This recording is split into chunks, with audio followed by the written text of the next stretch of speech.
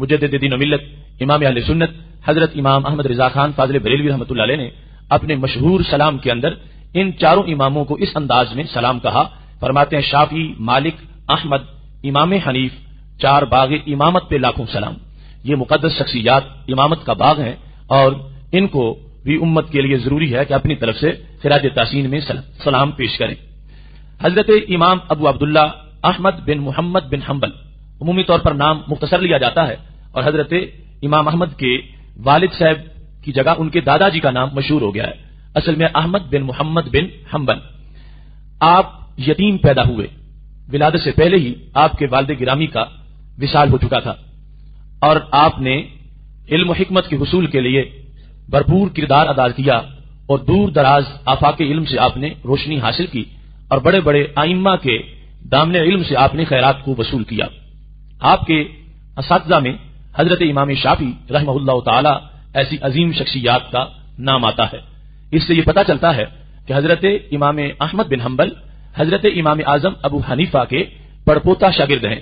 इस वास्ते कि इमाम शाफी रहमतुल्लाह अलैह हजरत इमाम आजम अबू हनीफा के शागिर्द हजरत इमाम मुहम्मद के शागिर्द हैं। हजरत इमाम मुहम्मद जो हजरत इमाम आजम अबू हनीफा के काबिल फख्र शागिर्द हैं और जिनकी 60 70 जिल्द में किताबें मौजूद हैं, उनसे हजरत इमाम शाफी रहमतुल्लाह अलैह ने पढ़ा और हजरत इमाम शाफी रहमतुल्लाह अलैह से हजरत इमाम अहमद बिन हम्बल रहमतुल्लाह अलैह ने बिलखुसूस तालीम हासिल की। तो हजरत इमाम आजम अबू हनीफा के मक्त का यह फैज है कि 4 फिका के जो इमाम हैं उनमें से 3 इमाम, 2 जो हैं वो उनके दामने इल्म से बिल वास्ता वाबस्ता हुए और इमाम मोहम्मद की वसात से उनको इमाम आजम अबू हनीफा की के तलम्मुज का शरफ हासिल हुआ। जबकि इमाम मालिक रहमतुल्लाह अलैह भी अकीदत और एहतराम के साथ हजरत इमाम आजम अबू हनीफा की खिदमत में हाजिर होते रहे और बारहा इमाम मालिक रहमतुल्लाह अलैह ने अपनी तरफ से हजरत इमाम आजम अबू हनीफा को खिराज तासीन पेश किया। इस मकाम पर इमाम अहमद बिन हम्बल के जहां अजीम असातिज़ा का हमारे सामने तज़किरा है, वहां आपके बुलंद मकाम का अंदाजा इससे भी होता है कि आपसे जिन लोगों ने बराह रास्त पढ़ा उनमें हजरत इमाम बुखारी और हजरत इमाम मुस्लिम रहमहुमुल्लाह जैसी अजीम शख्सियात भी हैं और जिन्होंने बिल वास्ता आपसे इल्म हासिल किया उनमें इमाम अबू दाऊद, इमाम तिरमिज़ी और इमाम इब्ने माजा ऐसे अजीम शागिर्द जो एक वास्ता से इमाम अहमद बिन हम्बल के शागिर्द बने, वो भी आपके लिए सरमाया इफ्तिखार हैं। हजरत इमाम अहमद बिन हम्बल के बारे में सैयर आलाम नोबला में ज़हबी ने यह लिखा है कि आपको 10 लाख अहादीस याद थी। इमाम अहमद बिन हम्बल जो हैं उनको रसूल अकरम नूर मुजस्सम शफी मुअज़्ज़म सल्लल्लाहु अलैहि वसल्लम की अहादीस को याद करने का बड़ा शौक था और आपने आखिरी दम तक इस सिलसिला में भरपूर किरदार अदा किया, खुद हदीस को याद भी किया और फिर सारी जिंदगी हदीस की तालीम भी देते रहे और हदीस की तालीम के साथ साथ हदीस में दिरायत यानी रवायत के साथ दिरायत का पहलू भी उन्होंने पेश नजर रखा और फकाहत के साथ उम्मत मुस्लिमा के हल के लिए उन्होंने इज्तिहादी किरदार भी अदा किया। जिस तरह के मैंने पहले अर्ज किया है कि ये तमाम आइम्मा अहले सुन्नत व जमात से ताल्लुक रखते हैं। शुरू से सिरात मुस्तकीम का तारुफ जिस नाम के साथ है वो अहले सुन्नत व जमात है और ये पूरे आलम इस्लाम का मगज और खुलासा है कि शर्क व गरब, शिमाल व जनूब में जहां भी अहले हक माजी में आबाद हुए, इन्हीं चारों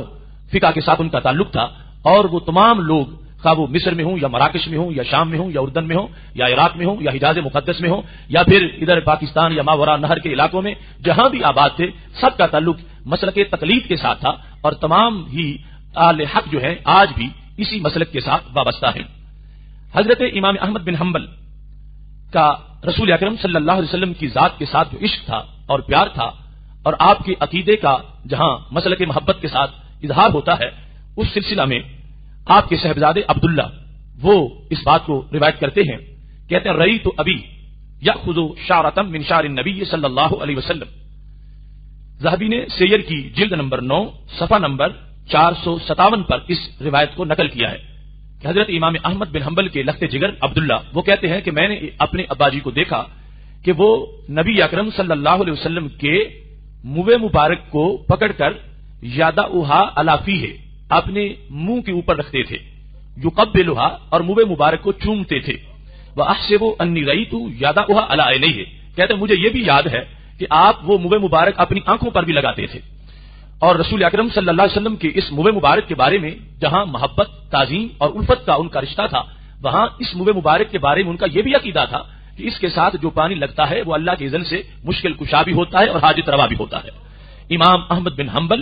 جو 10 لاکھ احادیث کے حافظ ہیں اور ایک پوری فقہ کے بانی ہیں اور ان کو ماننے والے آج حنبلی کہلاتے ہیں، وہ امام احمد بن حنبل ان کا طریقہ کیا ہے؟ یغمسھا فی الماء ویشربہ یستشفی بہ، کہ امام احمد بن حنبل منہ مبارک کو غسل دیتے تھے اور پانی پیالے میں رکھ کے اس میں منہ مبارک کو ڈبوتے تھے، جب منہ مبارک سے پانی لگ جاتا تھا یشربہ، پھر وہ پانی پیتے تھے، کس عقیدہ کے ساتھ؟ یستشفی بہ، یہ عقیدہ رکھتے ہوئے کہ اس پانی سے مجھے شفا مل جائے گی، بیماری دور ہو جائے گی۔ تو امام احمد بن حنبل مسلک اہل سنت کے وہ امام، انہوں نے بھی اپنی چاہتوں کا اظہار جس طرح کیا، ان کے لگتے جگر اس بات کو واضح کر رہے ہیں کہ وہ بھی اسی صراط مستقیم کے داعی تھے اور اس انداز میں نبی اکرم صلی اللہ علیہ وسلم کے ساتھ الفت و محبت بھی تھی اور یہ عقیدہ بھی تھا کہ رسول اکرم صلی اللہ علیہ وسلم کا پیکر منور، اس کی اتنی تابشیں ہیں کہ وہ براہ راست بھی فیض دیتا ہے اور اس سے اللہ کے اذن سے مشکل حل ہوتی ہے، یہاں تک کہ اس قلب اس مبارک بدن پر جو منہ مبارک اگے ہیں خالق کائنات جل جلالہ نے ان کو بھی برکتوں کا محور بنایا ہے۔ ایسے دوسری روایت ان میں سے یہ بھی ہے کہ آپ کے صاحبزادے کہتے ہیں رأیتہ اخذ کسعۃ النبی صلی اللہ علیہ وسلم فغسلها فی حب الماء ثم شرب فیہا، کہ میں نے آپ کو دیکھا ہے کہ رسول اکرم صلی اللہ علیہ وسلم کے تبرک والا پیالہ آپ کے پاس موجود تھا، یعنی اگرچہ دیکھو ان کا یوم ولادت اور اس کے لحاظ سے امت میں کتنا کارواں آگے جا چکا ہے، 164 ہجری ان کا سن ولادت ہے، تو اس وقت تک امت مسلمہ اس عقیدے پر قائم ہے اور بعد میں بھی قائم رہی کہ رسول اکرم صلی اللہ علیہ وسلم کے تبرکات کو توڑنا نہیں چاہیے، ان کو ضائع نہیں کرنا چاہیے، ان کو سنبھال کے رکھنا چاہیے اور پھر ان سے برکت حاصل کرنی چاہیے۔ اگر پہلے عقیدہ لوگوں کا بدل چکا ہوتا تو آپ تک تبرکات کی کوئی حیثیت چیز نہ پہنچتی، ان چیزوں کو محفوظ رکھا گیا اور اس انداز میں پھر یہ عظیم لوگ ان کو سمجھ رہے ہیں کہ حضرت عبداللہ کہتے ہیں میں نے دیکھا کہ امام احمد بن حنبل نے رسول اکرم صلی اللہ علیہ وسلم کا پیالہ مبارک دھو کر وہ پانی مٹکے میں ڈالا، ثم شرب فیہا، یعنی پہلے جو پیالے کو دھونے کے لیے پانی چاہیے تھا وہ بھی ضائع نہیں کیا، اس کو بھی تبرک کے لیے مٹکے میں ڈال لیا اور پھر اس پیالے میں پانی ڈال کر پھر اس پانی کو نوش کیا ہے۔ تو حضرت امام احمد بن حنبل اپنی محبتوں کے لحاظ سے بھی عظیم امام ہے اور پھر جو آپ نے کردار ادا کیا وہ اتنا بڑا مجاہدانہ کردار تھا کہ آج بھی جو زبانیں حق بیان کرتی ہیں ان کو امام احمد بن حنبل کے کردار سے حوصلہ ملتا ہے۔ جب معتزلہ کا یہ عقیدہ ظاہر ہوا، انہوں نے کہا کہ قرآن مجید اللہ کی مخلوق ہے، یہ کفریہ جملہ تھا اس واسطے کہ قرآن تو اللہ کی صفت ہے اور اللہ کی صفت اللہ کی مخلوق نہیں ہوتی۔ تو جب ان لوگوں نے اور وہ اقتدار میں تھے قرآن مجید کو مخلوق کہنا شروع کیا اور مختلف لوگوں سے انہوں نے تائید لینا چاہی تو امام احمد بن حنبل ڈٹ کے مقابلے میں آ گئے اور آپ نے فرمایا کہ قرآن مجید کو میں مخلوق نہیں کہوں گا اور جو یہ قول کرتا ہے یہ قول کفر کا قول ہے، قرآن مجید ہرگز اللہ کی مخلوق نہیں، اللہ کی صفت ہے اور اللہ کا کلام ہے۔ اس فتویٰ کی پاداش میں آپ پر بڑا تشدد کیا گیا، یہاں تک کہ معتصم حکمران نے حضرت امام احمد بن حنبل کو کوڑے مروائے اور امام احمد بن حنبل کو 29 کوڑے کپڑے اتروا کے لگائے گئے۔ امام احمد بن حنبل جب کوڑے کھا رہے تھے اس وقت بھی یہ نعرہ لگا رہے تھے القرآن کلام اللہ غیر مخلوق، کہ قرآن اللہ کا کلام ہے اور اللہ کی مخلوق نہیں ہے۔ چونکہ حکومت کا مذہب یہ تھا کہ قرآن مخلوق ہے اور اہل حق کا مذہب یہ تھا کہ قرآن غیر مخلوق ہے، تو اس سلسلہ میں امام احمد بن حنبل نے حاکم وقت کے سامنے کلمہ حق بلند کیا۔ اس سلسلہ میں آپ کو شدید ترین تشدد کا سامنا بھی کرنا پڑا، مگر پھر بھی آپ نے اپنا کردار ادا کیا اور جو کلمہ حق تھا اس کو بلند کرنے میں آپ نے کسی طرح کی کوئی کسر نہیں چھوڑی۔ اس دوران جب آپ کو مارنے کے لیے قمیص کو اتارا جا رہا تھا تو قمیص ان لوگوں نے دیکھا، پہلے جو سرکاری درندے تھے وہ قمیص کو پھاڑنا چاہتے تھے، ان کے پورے زور کے باوجود قمیص پھٹ نہیں سکی، تو معتصم نے سپاہیوں سے کہا کہ اس قمیص کو اتارو۔ حضرت امام احمد بن حنبل کہتے ہیں مجھے اچھی طرح یاد ہے، میں یہ سمجھتا ہوں کہ ان سب کے پھاڑنے سے جو قمیص پھٹ نہیں رہی تھی تو وجہ کیا تھی؟ کہتے ہیں میں نے قمیص کی آستین میں رسول اکرم صلی اللہ علیہ وسلم کا منہ مبارک رکھا ہوا تھا